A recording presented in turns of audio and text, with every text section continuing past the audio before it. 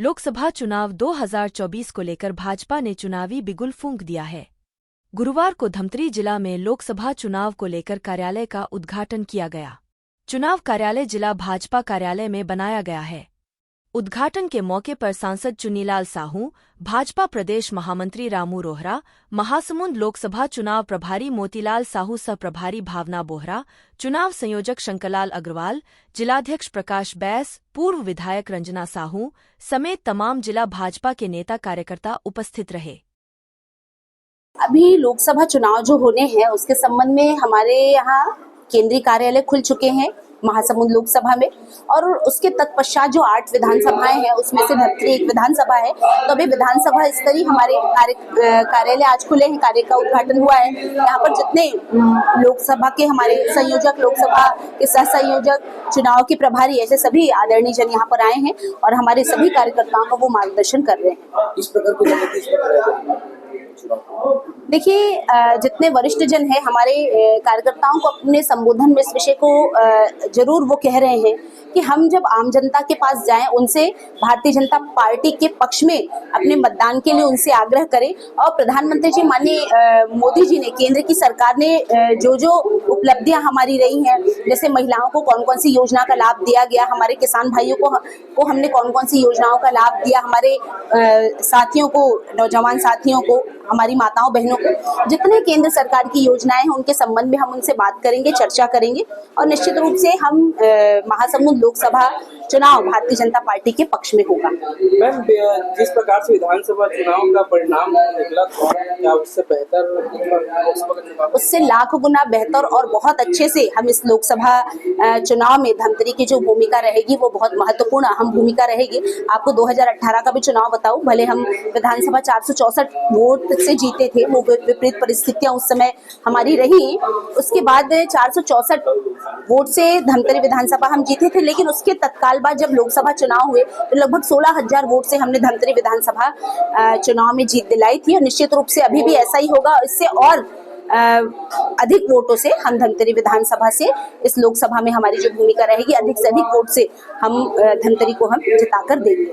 हाँ, धमतरी जिला में लोकसभा के वोटिंग कार्यालय का जो उद्घाटन हुआ है उस विषय पे यहाँ पे आना हुआ है, क्योंकि महासमुंद लोकसभा की मैं सह प्रभारी हूँ, उस दृष्टि से मेरा यहाँ पे आना हुआ है। और बहुत खुशी की बात है कि जिस तरीके से कार्यकर्ताओं में उत्साह देखने को मिल रहा है लोकसभा चुनाव को लेकर के, तो निश्चित ही आत्मविश्वास यहाँ पे आने के बताया है कि महासमुंद लोकसभा हम बिल्कुल जीतने वाले हैं। इस प्रकार देखिए, मोदी जी की जो योजनाएं हैं, जो पिछले 2 कार्यकाल में जिस तरीके से अंतिम व्यक्ति तक के विकास की जो बात करते हैं, और अंतिम व्यक्ति तक विकास की बात सिर्फ एक बात नहीं है, वो अंतिम व्यक्ति को उसका फायदा मिला है। चाहे महिला की बात करें, किसानों की बात करें, युवा की बात करें, सब में जो मोदी जी को वापस से लाने के लिए, प्रधानमंत्री बनाने के लिए जो उत्साह जो दिख रहा है, तो निश्चित ही हमें विश्वास है कि महासमुंद लोकसभा बहुत बड़ी जीत के साथ यह दर्ज कराएंगे। मैम, ये कांग्रेस द्वारा आरोप लगाया जा रहा है कि जो महतारी वंदन योजना का जो नियम पूर्व में कुछ और था, अभी कुछ और बदल दिया गया, इस पर कांग्रेस का काम सिर्फ आरोप लगाना ही है। मुझे लगता है कि उनको अपने पिछले कार्यकाल में थोड़ा सा झांक कर देखना चाहिए कि किस तरीके से उन्होंने, चाहे स्व सहायता समूह की कर्जा माफी की जो बात की उसमें धोखा दिया,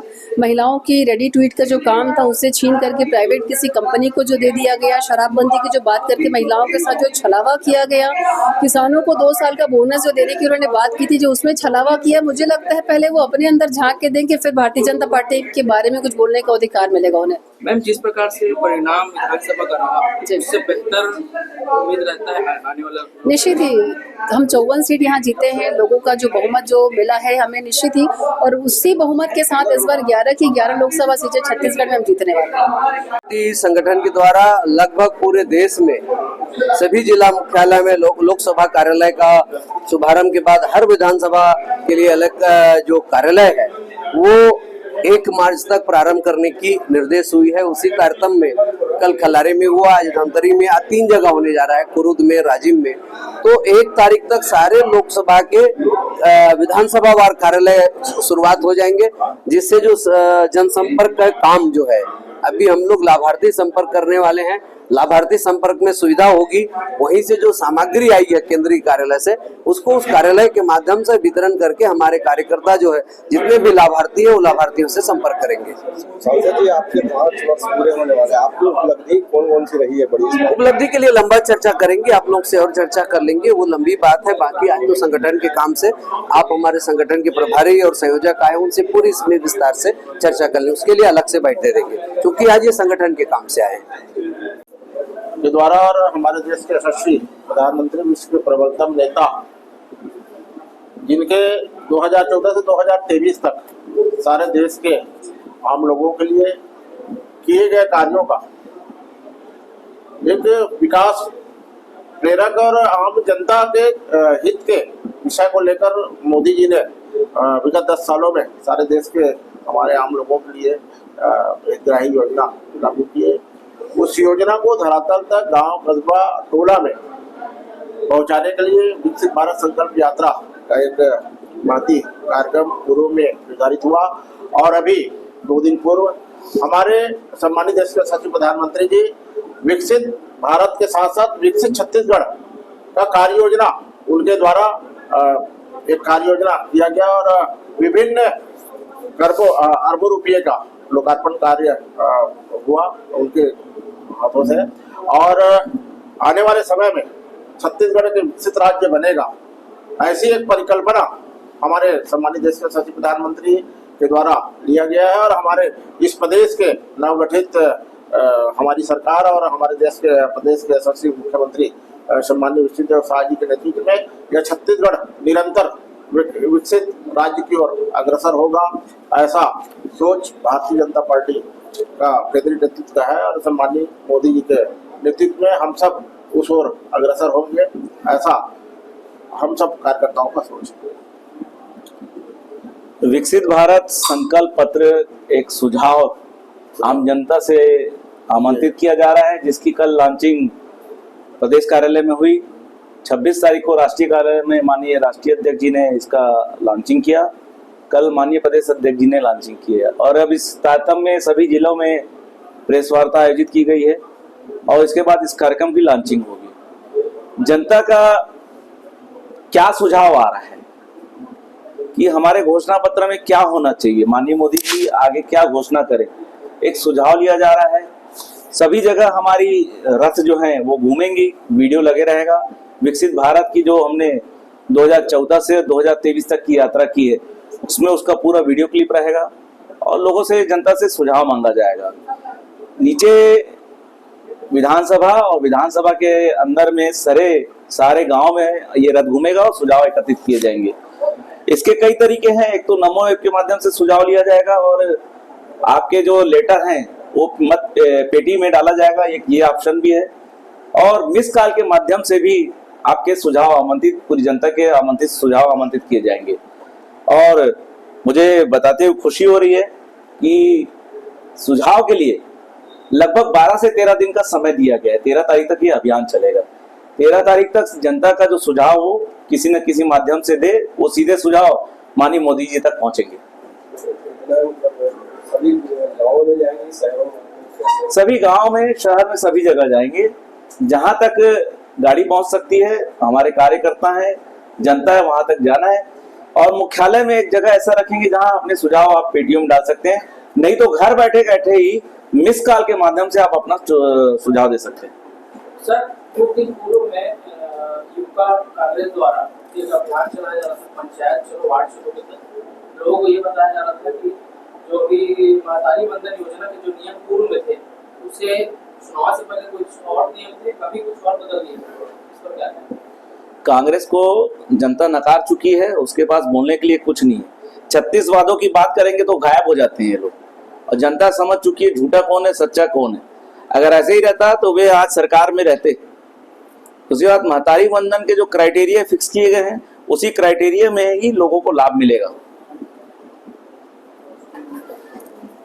लोकसभा चुनाव की दृष्टिकोण से आज धमतरी विधानसभा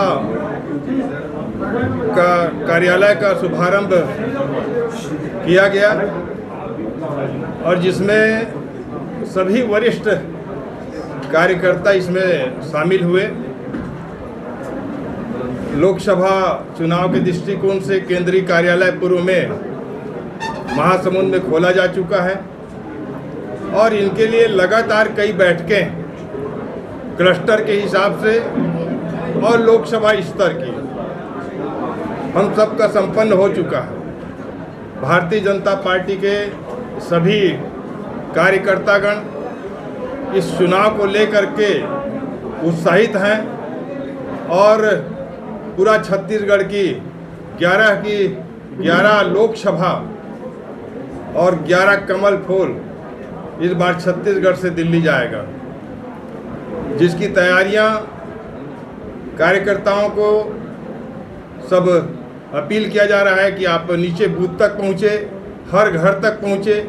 केंद्र की योजनाएं जो इन 10 सालों में मोदी जी ने गांव गरीब किसान के लिए किया है, एक एक व्यक्ति तक लाभ को पहुंचाया है, एक एक व्यक्ति के जीवन स्तर को ऊपर उठाने के लिए जो कार्य किया है, एक एक योजना जो आज पूरी देश में आंदोलन बन जाता है, ऐसे देश की यशस्वी प्रधानमंत्री श्री नरेंद्र मोदी जी के नेतृत्व में हम सब काम कर रहे हैं और निश्चित तौर पे इस बार बड़ी सफलता इस धमतरी विधानसभा क्षेत्र और महासमुंद लोकसभा क्षेत्र को हम बड़ी बहुमत के साथ हम सब जीतने वाले हैं। हमारे साथ में हमारे सह प्रभारी के रूप में श्रीमती भावना बोहरा जी, आप पंडरिया से विधायक हैं और यहाँ पे सह प्रभारी के रूप में महासमुंद लोकसभा क्षेत्र को देख रही है। श्री शंकर अग्रवाल जी हैं जो इस लोकसभा क्षेत्र का संयोजक के रूप में अपना दायित्व का निर्वहन कर रहे हैं। इस प्रकार हमारे स्थानीय हमारे जिला के अध्यक्ष जी, पूर्व विधायक रंजना जी, निरंजन सिन्हा जी सहित बड़ी संख्या में हमारे सभी वरिष्ठ नेतागण आज इस कार्यक्रम में उपस्थित हुए। सर, ऐसा उम्मीद लगाया जा सकता है कि धमतरी से लोकसभा चुनाव का टिकट किसी को दिया जाएगा? ये निर्णय वरिष्ठ नेताओं का रहता है, कार्यकर्ता अपना काम करता है। ये संगठन आधारित कार्यकर्ता आधारित ये पार्टी है और कार्यकर्ता और संगठन के दृष्टिकोण से हम लोग काम करते हैं और जो तय होगा इसके लिए चुनाव समिति का गठन किया गया है। चुनाव समिति का जो निर्णय होगा सभी कार्यकर्ता और संगठन मिल करके हम सब कार्य करते हैं। पिछली बार की तरह इस बार भी 11 के नए शहर रहेंगे, 11 सीट के नए शहर। मैंने कहा कि चुनाव समिति का गठन हुआ है और यहाँ से बैठकें हो चुका है। आज हमारे वरिष्ठ नेतागण दिल्ली प्रवास पर हैं, वहाँ भी केंद्रीय नेतृत्व की बैठक होगा और जो निर्णय आएगा सबको सिरोधार्य होगा। चुनाव जीतने के बाद बीजेपी ईडी और आईटी की मदद से धमकाने की कोशिश कर रही है, ऐसा आरोप लगा। देखिए, आरोप लगाना विपक्ष का काम है। ईडी जो है अपने संविधान के अनुरूप, अपने दायित्व के अनुरूप काम कर रहे हैं। आज तक के विपक्ष कांग्रेस और विपक्षी लोग आरोप लगाते रहे ईडी पे। जितने लोग आज 6 महीने साल भर से अंदर है, इनके अधिकारी, इनके नेता अंदर है, उसको छुड़ा क्यों नहीं पाए? तो कानून की प्रक्रिया की बात है, कोई दल की बात तो है ही नहीं है। तो इनको कांग्रेसी और विपक्षियों को न तो संविधान पे विश्वास है, न कानून पे विश्वास है, किसी चीज़ पे भरोसा इनको है नहीं, क्योंकि इनका परिवार से चलता है और भारतीय जनता पार्टी कानून से चलता है, संविधान से चलता है। और जो ईडी जो अपना काम कर रहा है, अपनी न्यायिक प्रक्रिया के तहत कार्य कर रहा है, अपने दायित्व का निर्वहन कर रहा है, उसमें इनके आरोप लगाने से कोई फर्क नहीं पड़ता है।